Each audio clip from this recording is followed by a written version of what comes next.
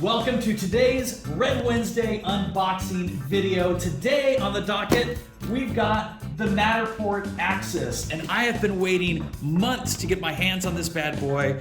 It is the latest motorized mount for a smartphone from Matterport, and this device will be used in order to capture at a very low cost 3D scans, 3D tours of all sorts of buildings. So we're gonna capture this office at one point, we're gonna capture a bunch of houses, local businesses. Guys, we're building the metaverse. Truth. All right, let's dive right in. Cool, so we've got here a motorized mount. This is a really neat case that it comes with. It's a zipper case.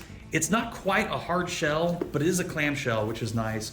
And then it came with a tripod. This was from a reservation bundle. I reserved it about a month or two ahead of time, and it just finally came in. So we're gonna open up the Matterport Axis first. This is pretty cool. I mean, we can see the mount is completely adjustable. From what I read, it has a very, very wide grip on it, so you can use just about any smartphone that you would want. It does have remote control. The nice thing is you can use one phone on the stand and another phone entirely separately, so that you can control the entire process. Matterport now has an app both for Android and for iPhone. It works great on both. I tested it on both. For a long time, it worked only well on the iPhone, but I can use it now. I use a Galaxy S21 Ultra, and it works really well on that, in addition to my iPhone XS. And it's all rechargeable. So this is a motorized piece, but pretty slick looking packaging. Let's move on. All right, so in here, got a zipper case with a nice tether here, that Matterport logo. Guys, everything they do is just super clean. And you know, for a long time, it's like $4,000 in order to buy a Matterport camera to do these high-end captures. This thing stands at, I believe, $79.99. You can order it straight from their website. You can do the tripod combo. You've got a couple of different things there. So in here, I mean, I won't get into the manuals, but we do have a charge cable here it comes with. This looks a lot like a GoPro case to me. I imagine that's probably where they took their inspiration. This is a really cool little remote shutter button. And so I imagine this is what I'm gonna carry with me and just click with a thumb and it'll take that 3D scan. Let's look at the base itself. So this is the motorized base that sits on a really nice swivel. It's got a fantastic, I'm gonna hold it up to this camera. I mean, it is just smooth as butter as it rotates around. It's got a shoe attachment, much like a lot of cameras would. It reminds me of some of the more traditional cell phone camera gimbal setups. And we've got this rig here. This is aluminum housing. This is very solid construction. So I like that it all comes in one piece. It is adjustable, so I'm able to move this around. It's got nice steel locking washers, and it has reads on what kind of angle we're using, so we can adjust it. We're gonna see here where we can take this guy, open it up, and we're simply just gonna slide. Imagine it slides right in. Y'all, this is super easy to set up, and I mean, bam, I'm ready for capture as I understand it now. Probably want to charge it up for the first time. I've got a tripod screw adjuster, so you can convert from mini tripod to full-size tripod, which is great. Just a little stainless steel piece. These are things that we tend to lose, right? But it's good to have an extra. It would sit right here in the bottom, right? So I can adjust from a full-size tripod screw to a mini screw instead. What I'm really excited to see is how it works with this tripod that came with it. We'll show you. So in here, we've got a get started card. Guys, do we actually use these manuals anymore? I can tell you that when I grab these manuals, I tend to look at them once or twice. They junk up my cases, and so I keep them there until I realize that I will never use them, because Google searching PDFs is a real thing, and so we just do that instead. But it is a nice starting kit. Again, the quality of this delivery is just pretty solid.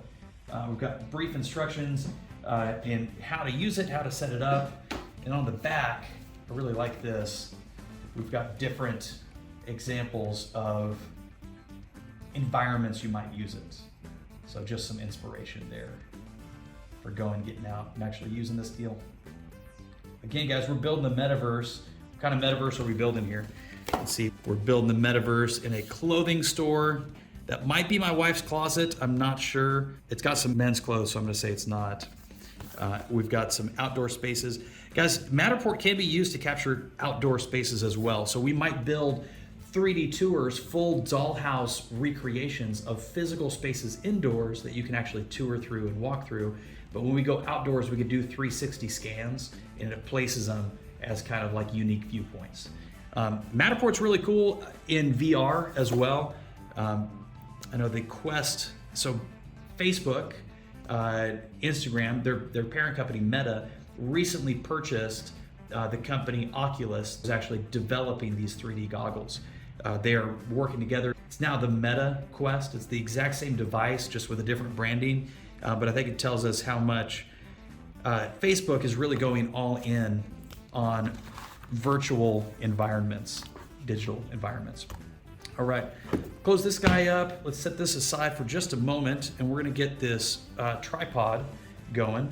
Excited to see this. I've got so many tripods already. I wasn't super convinced that I needed the Matterport tripod, but I'm gonna give it a shot because it came as a bundle, right? Because it's got the tripod screw and the mini tripod screw adapter, you can use just about any mobile tripod you might have. This thing is very lightweight. But again, it's made by Matterport. I'm gonna give this a shot. It's got a weight, this tripod does, of 1.19 pounds. Max supported weight of 4.4. It goes all the way up to nearly 48 inches high, just over 47. So you can get a 4-foot view. When we're doing 3D scans, we want something that is pretty much eye level. Now, my eye level is a little bit higher than 4 feet high, and yet I think it's a good kind of middle ground to show. When we capture 3D spaces, we still want to be able to show some elevation. When you've got high ceilings, you want to be able to see that. And so something that is just lower than eye level, I think, is appropriate there. You've got a minimum height of 15 inches and then a folded length of just 15 inches, which is great. So at less than 1.5 feet long, I can throw this on a go bag for, if I've got a gear bag for video equipment and such, be real easy to carry. So pop this guy open. Again, really impressed with their packaging. These guys get, especially because these are all being sent out from their website. They could get away with really inexpensive packaging, but they choose not to. So pull this guy over here. It is a tripod, as we might expect. So nothing real fancy about it. It's got rubberized feet, which I like. We've got a flat space here, but then an angle here at the edge, so that when they are extended, they lay flat still. The other way that I really like this is if it's on a swivel so that this part would actually move. I think this is just fine. And really, if you want consistency, you don't want a whole bunch of moving parts. You want to isolate the tripod in a very fixed position. And I think this is going to do the trick. We've got a screw adjustment here that would allow us to go, and again, we can go up to 4 feet high. This portion right here, obviously, is not going to go all the way up to 4 feet. But as we unlock these feet, and I love it, that's smooth, that's easy to do. I can unlock it with one hand, extend it, and then just kind of as I walk my way back up, lock it back in place. Put that going there, lock the bottom.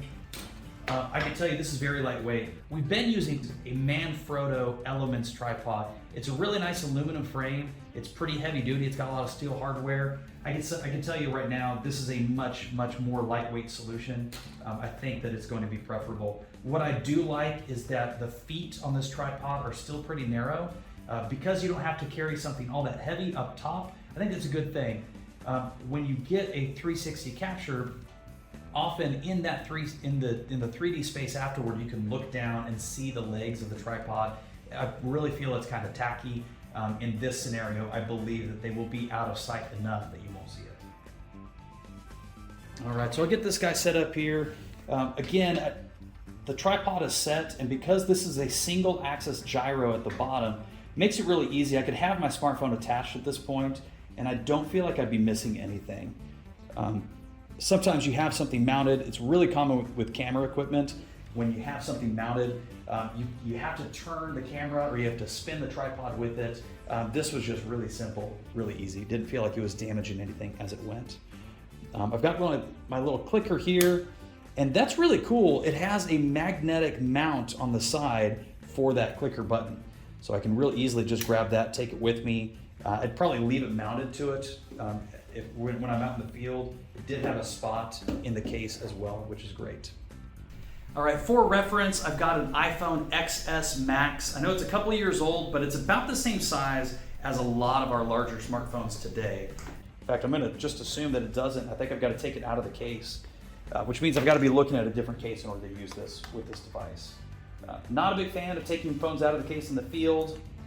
All it takes is once, just one wrong move, and that's $1,000 gone, right?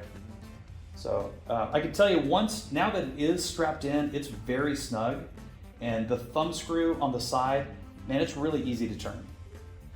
It was easy to sense when I feel like it might be too tight, and then it's just butter smooth rotation. Again, I've got the ability to change the angle on this. I'm going to leave it vertical for now and assume that it's probably the best way to capture these in 3D, but I likely would be changing that around kind of as I went. All right, thanks again for joining me for today's Red Wednesday unboxing video. We just got done looking at the Matterport Axis, the brand new phone stabilizer 3D capture tool from Matterport that puts you in the field under $100, capturing physical spaces and putting them in the metaverse. Guys, we're building the metaverse together, and I can't wait to see you there. I'm Seth Mills with Home Tour Media. We'll see you next time.